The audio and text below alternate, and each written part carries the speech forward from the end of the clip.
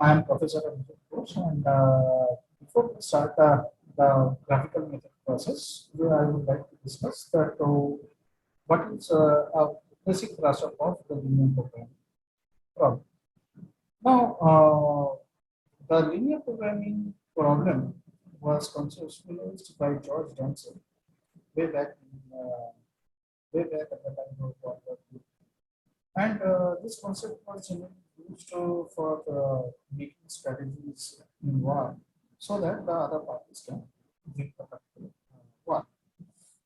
Now, in a linear programming problem, there are four parameters which one needs to be. One is the decision variable, second is the objective function.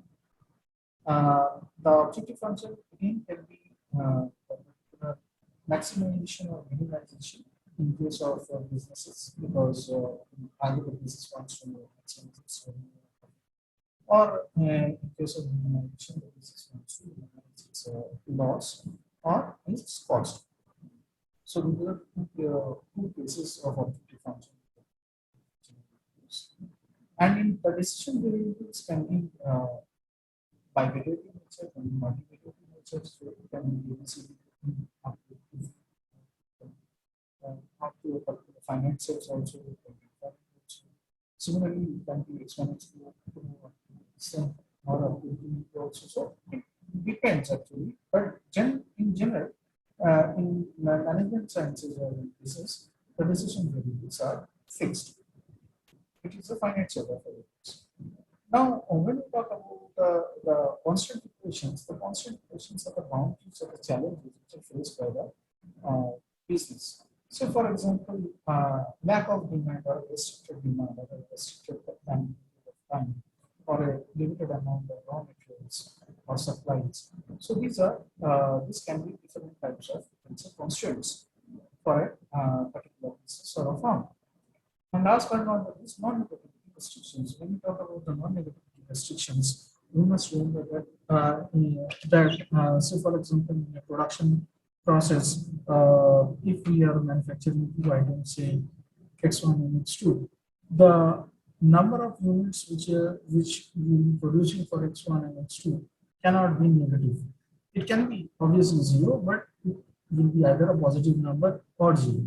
It cannot be a negative number. So hence non-negative restrictions are also to be kept in mind. Now there are two ways of solving any linear programming problem. One is the graphical method, it's a syntax method. Now talking about the graphical method, which is our main discussion today. This method is generally used for bivariate cases. That is, if there are two decision variables, then definitely we may use graphical method or the simplest method as well. But in case of multivariate, we cannot use the graphical method. The only way to solve the multivariate decision variables is the simplest method. Now, discussing or carrying the discussion on the graphical method, I've taken up a very recent example to make all of you understand that how a graphical method works. Now, in order to solve a graphical method problem, first we need to check these four parameters. That is whether these four parameters are in place or not.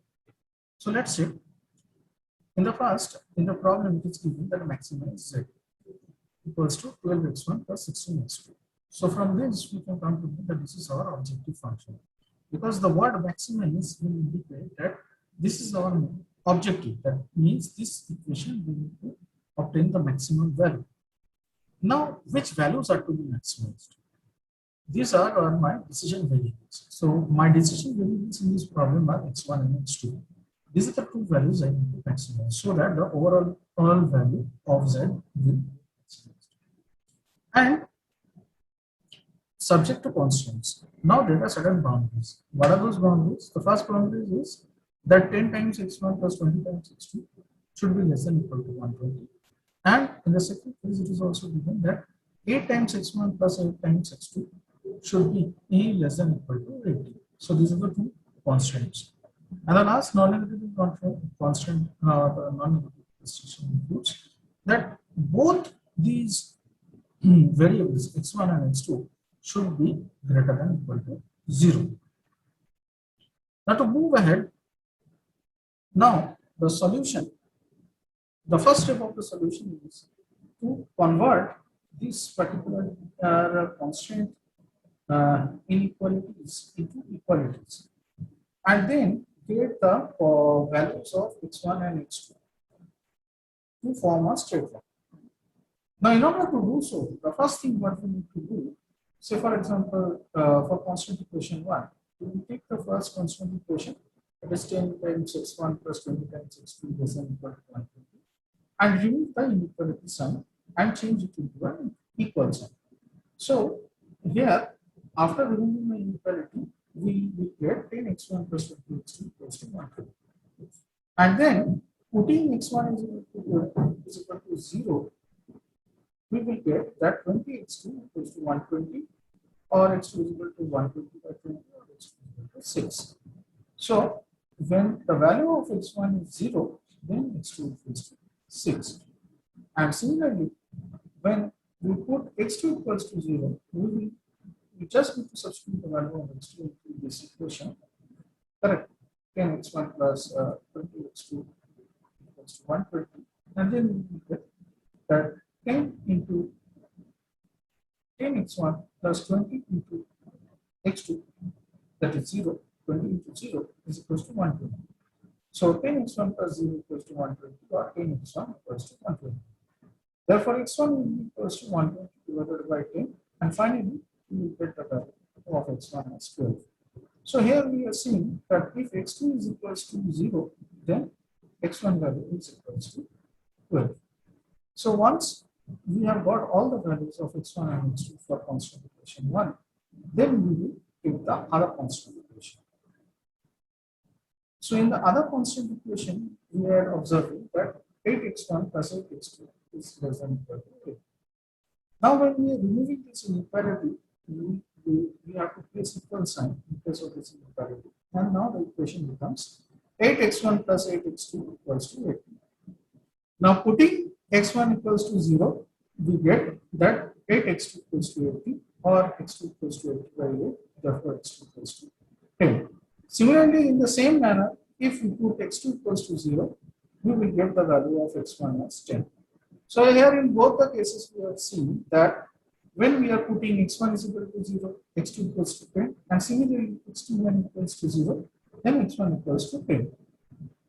Now, once we have got the coordinates of, so now we are seeing that the first coordinate is 0, 6, and the second coordinate is 12, 0. So here on x1, we are plotting 0, 6, and here we are again plotting 12, 0.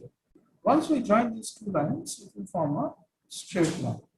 Similarly, for constant equation 2, the coordinates are 0, 10 and 10, 0.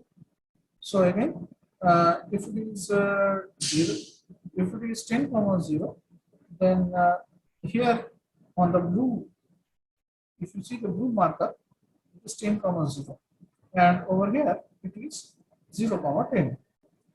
At this point, it is 10, 0. And at this point, it is 0, 10. The same happened with the earlier equation also. At this point, it was 0, 6. And at this point, it was 12, 0.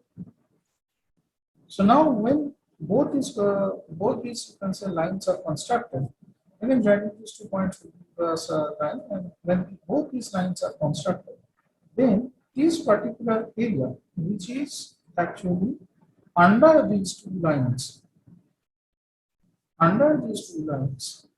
the shading which I am doing right now, that will be known as a feasible region, which we will look in the next slide. Now, if you see that this shaded area, I have named these areas A, B, C, and D, because this is a particular polygon which has been four-sided polygon has been created. So in this four-sided polygon, we are seeing that all the particular area which is below these two lines are shaded, and this is the physical ratio. Now the question is why this particular area is shaded rather than the other areas, because if you see our constant equations, both our constant equations are having less than equal to sign. So that means all the area which is bounded by these two lines are the inner area, or it is the lesser than the area, or it is having a lesser sign. So that means it is all inbound. So this particular area A, B, C, and D becomes our physical solution. Now the next step is to find out the coordinates of this A, B, C, and D points. Now here, if you look at point A, the coordinate is 0, 0. Similarly, if you consider the point B, the coordinate is 10, 0. At point C, if we draw a horizontal line over to the x-axis and a particular a horizontal line towards the x-axis and a vertical line towards the y-axis, then we will observe that almost roughly, if we have drawn this line straight, sorry, my drawing is not that much accurate, but approximately if you see this particular drawing, you can observe that the coordinates are 2.8 and 7.7 respectively. Whereas at point D, the coordinates are 0, 6. So once we have noted down this coordinate, now the next step is to put these values in the objective function and find at which coordinates the value of the objective function is maximum, and we will be selecting that particular coordinates only as our optimum solution. So for point A, the coordinates were 0, 0. So 12 into x1. So we have put instead of x1 0, and similarly in x2 also 0 because the coordinates are 0, 0. And the final result value is also 0 because 0 plus 0 is equal to 0. Now for point B, the coordinates were 10, 0. So in that case, 12 into 10 plus 16 into 0. So 12 into 10 is 120 and 16 into 0 is 0. So the total value is 120. Similarly, at point C, Z is equal to 12 multiplied by 2.8 plus 16 multiplied by 7.7. So 12 into 2.8 will be 33.6 and 16 multiplied by 7.7 will be 153.2. So hence the total value will be 156.2. And finally, for the point D, if you look at the objective function, it is 12 multiplied by 0 plus 16 multiplied by 6, since the coordinates are 0, 6. So 12 into 0 will give 0, and 16 into 6 will give 96. So the total is 96. So if we compare all these four values, 0, 120, 156.8, and 96, we will observe that 156.8 is having the highest value.